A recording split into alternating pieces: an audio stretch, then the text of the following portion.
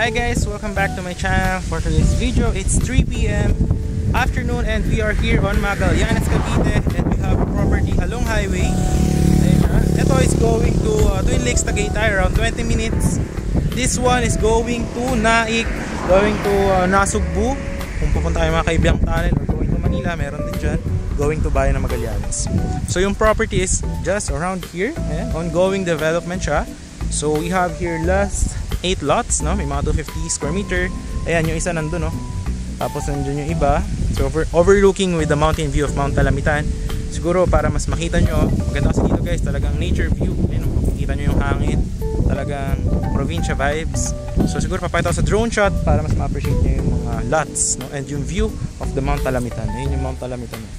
So yun, I will show you the drone shot in 5, 4, 3, 2, 1. Here is our drone shot. Hi guys, so ito yung mga available lots natin dito.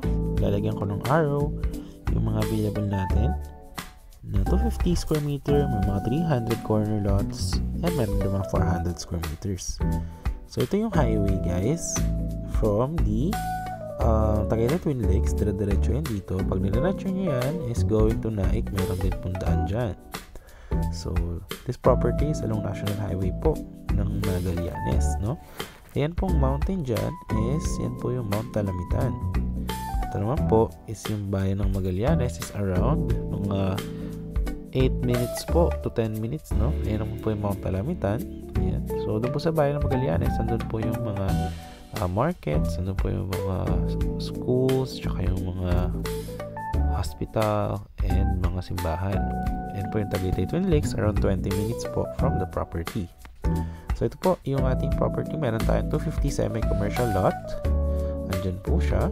And there will be concrete roads po for this project. And there will be drainages. Meron ding 300 square meter corner lot po, no?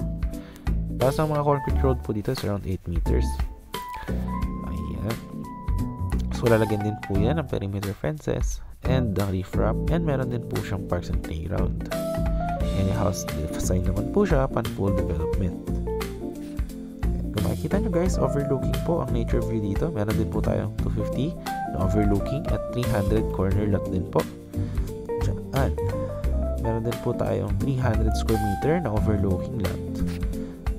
If you want yung para pong residential or rest house po sa future, no? Ayan.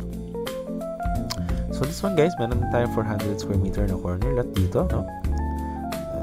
And here po guys, hindi po siya binabaha dahil mataas po yung ating property and malamig po ang weather. Kahit po tanghali, hindi po masakit sa balat.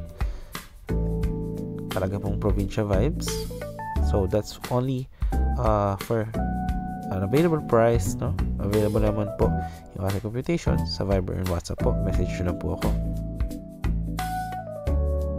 Guys, yung sample na itsura ng ating projects kapag tapos na po siya. So, actually, ito is silang Cavite din siya. Ganito yung mga sample natin ng mga finished projects. So, no required house design po siya.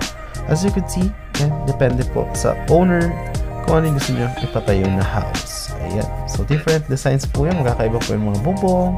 And pwede rin po kapagawa sa contractor nyo.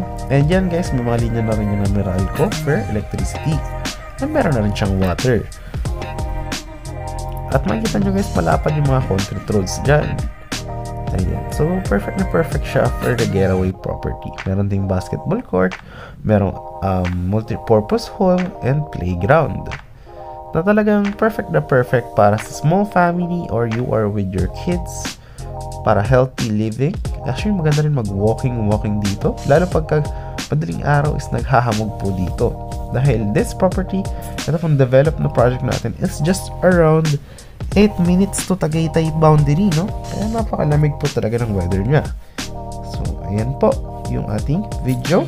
Maraming salamat sa panonood. If you were interested, message nyo lang ako on my Viber or WhatsApp. Ayan po. Or if you are actually happy in this video, kindly hit yung ating subscribe button. And syempre, share more into other people. Baka naman magkaroon tayo ng other properties na magustuhan ninyo. So, yun lamang po. Maraming salamat sa panonood and God bless.